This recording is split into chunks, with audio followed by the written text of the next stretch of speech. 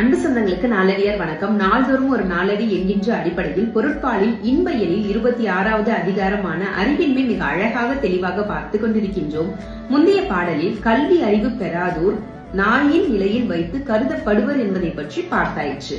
அதனைத் தொடர்ந்து இந்த பாடலில் சமண முனிவர்கள் எதை கூறப்போகிறார்கள் என்பதை பற்றி பார்க்கலாம். கீழ்மக்கள் முறையாக கற்றறியாத போலிகளாக இருந்தாலும் தாம் படிக்காத செய்திகளை கூட புலவர்களுக்கு இடையில் புகுந்து அஞ்சாமல் பேசுவார்களாம். ஆனால் கேள்விகளில் சிறந்த சான்றோர்கள் தாம் படித்தவற்றை பிறர் சொல்ல கேட்கும் பொழுது எதையும் சொல்ல மாட்டார்களாம்.